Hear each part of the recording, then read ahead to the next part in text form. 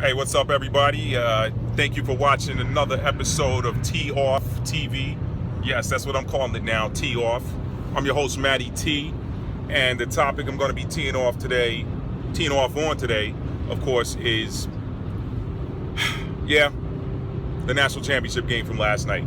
First of all, I just want to say, hats off to guys like Thumbs Aloft or Thumbs, I don't know, I'm sorry, I'm not looking at the computer right now, so I apologize if I mispronounce your name or your tag or whatever. But, hats off to you. You're a diehard Alabama fan. In fact, hats off to all the Alabama fans. Last night's game was one of the greatest college football games I've ever seen. On Facebook, among my friends' community on Facebook, there was a little poll that asked whether last night's game was better than the 05 championship game between Texas and USC, where Vince Young came back and won in thrilling fashion. I'm going to say last night's game didn't quite live up to that one, but nonetheless, it was a game that I think surprised a lot of people. If you haven't watched Clemson all year long, you thought Clemson was going to get run over. And if you look at what Deshaun Watson did last night, he did something that no quarterback has been able to do against Alabama all year. So the kid is the truth. Look, I'm not going to make this video about Clemson. Clemson lost. We lost. You might ask me, Matt, why did Clemson lose? Well, if you saw my last video, you saw that my prediction was that if Clemson scored more than 30 points, they would win the game. Clemson scored more than 30, and we lost. Now, there were certain factors in there that I think contributed to that loss, but let me just be very clear. I really feel like that game was a classic. I mean, it goes down in the annals of combat history, if you would. And no, this wasn't war, but man, I'll tell you what, watching that game last night looked like two brilliant battlefield generals going at each other. And the younger general just, in the end, the fourth quarter, got outmaneuvered by the older, more crafty, wiser general, that being Nick Saban. Dabo Swinney had his team prepared, clearly. But I think that the turning point in that game was the onside kick that surprised even me. That's typically a Clemson-type play. And Nick pulled that one out. Sorry about the thumbnail. Let me get that out of the way. Sorry about that. Sorry, been working shoulders there, so I had to give that arm a break. But Nick pulled that one out. And not only that, but the onside kick, not just the onside kick, but the kick return for a touchdown, that sealed the fate of the Clemson Tigers. And even with that, we kept coming at them, and we only lost by 5. Yeah, a loss is a loss. But if you look at everything that Alabama accomplished in that game, any lesser team would have gotten their backs blown out. So, again, hats off to the Clemson football Tigers. And listen, if you're looking at this and you're a fanboy, I understand it. But let's just keep this about analytics, okay? I love talking sports, but I love doing it from an analytical perspective. And analytically speaking, those two plays, the onside kick and the kickoff return for a touchdown, were the decisive blows to the Clemson Tigers. Now, you might talk about the blown coverages, and those were big plays. I saw a couple things that probably could have been done better, but all in all, my thoughts on that is that when we lost Alexander with the hamstring injury, that was our best corner, best cover guy. And, when you lose your best cover guy and you got a freshman coming in after him, I feel like maybe the coaching staff didn't quite have the confidence in this kid's ability to cover one-on-one, and perhaps decided that zone was the best alternative. Well, zone, you got to be a little bit smarter even than in man coverage. And I think what happened was this young kid, and I forget his name, I'm sorry. There were just a few plays. That last touchdown, you can't.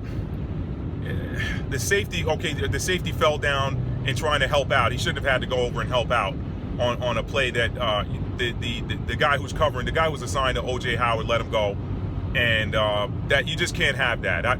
One thing I respect about the way Alabama played defense last night, they respected Deshaun Watson's ability to throw downfield so much that they pretty much stayed in a two-deep zone for the whole, not two-deep zone, I'm sorry, two-safety deep type package the whole night. They refused to let Clemson's wide receivers get behind them. So the fact that we scored as many passing touchdowns as we did is even a credit to Deshaun's ability to get that ball into a tight space. So that kid, I'm telling you, I'd like to see him play another year just to get a little more size on him, but I definitely feel like he's an NFL-ready quarterback, and in fact, he's got the tools to be an elite NFL quarterback. But back to the game, hats off to Alabama. They did what they had to do. They played smart on defense. They played what appeared to be like a bend, don't break defense, and they pretty much stuffed Clemson's run for the most part. Tried to make them a one-dimensional team. That one dimension is a heck of a dimension, man. I'm gonna tell you, that's like saying, okay, we're gonna keep Ali from throwing a right cross or a left hook. We're just gonna keep him throwing jabs. Well, you know what? Those jabs hurt after a while. So that was sort of what we saw last night. Clemson played a great game. Wow, that onside kick, and that, even on that kickoff return for a touchdown, I thought that was a little bit of poor tackling. And let's talk about the screenplay to O.J. Howard.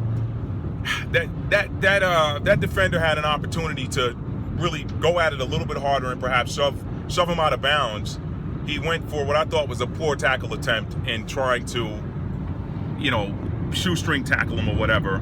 And that you can't shoestring tackle a guy that big, especially when you're that small. You got the speed. You get a little bit better angle on him and just shove him out of bounds. All it takes is a little light shove to get a guy like that out of bounds. Clemson, defensively, for the most part, I think they played really well. You take away the big play. I mean, even look at the 50-yard run by Derrick Henry. You take away that 50-yard run, and this kid carried the ball 30-something times for like 110 yards. That's only about, 3 yards a carry? I thought that they did well with Henry. I just don't think they game planned for DJ Howard, and he came up with a couple of big touchdown catches. And, I think that the biggest blow to Clemson was probably losing Alexander with that hamstring injury. So you can tell by the way I'm sighing. That was a disappointing game to watch if you're a Clemson fan. I am a Clemson fan, but I consider myself an analyst first. And analytically speaking, that was, minus the Deshaun Watson interception, and that's the other thing. Let me say this, and I'll wrap this up because I don't want to sound like, this is the lamentations of the Clemson faithful. I don't want it to be that. That Deshaun Watson interception, that kid is so smart. He just didn't see the safety made. He took a gamble in coming over, and the safety made a good read actually. The Alabama safety made a good read, came over and picked it. I think if Watson could have seen that happening a split second earlier, he just would have changed the trajectory of his pass and put a little bit more air under it. And that would have given him in my opinion, a downfield touchdown, or at least a huge gain to get it deep in Alabama territory. But he went for the rope pass. In his eyes, he had the lane to throw it into, so he went for the bullet pass versus the touch pass.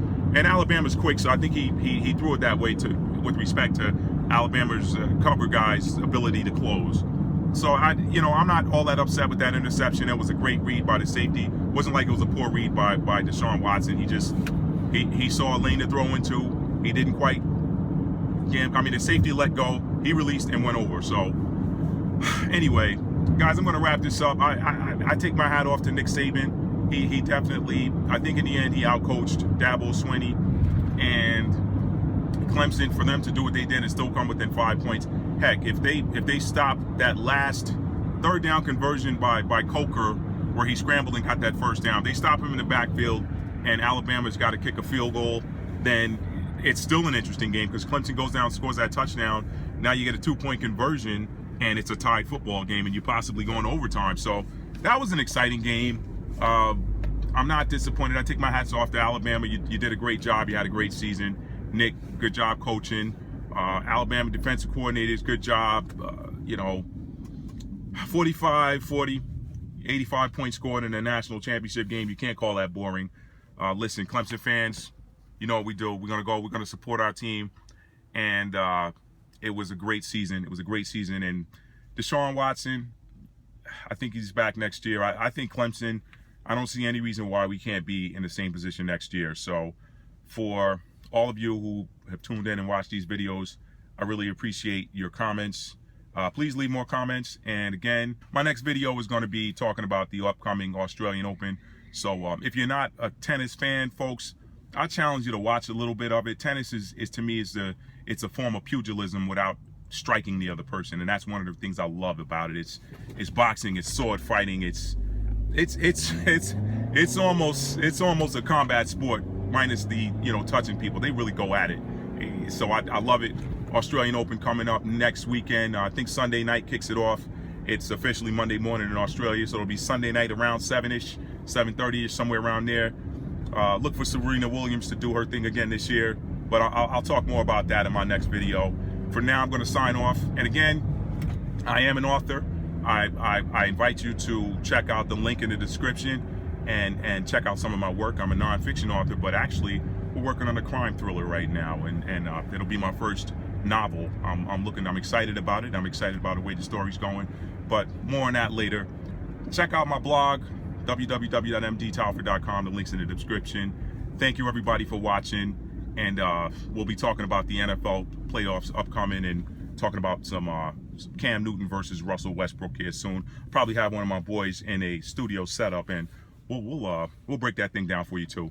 But again, hey, listen, thanks for watching.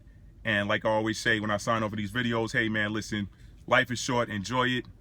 Tell somebody you love them and mean it. And hats off to you sports fans. I love you guys. Matty out.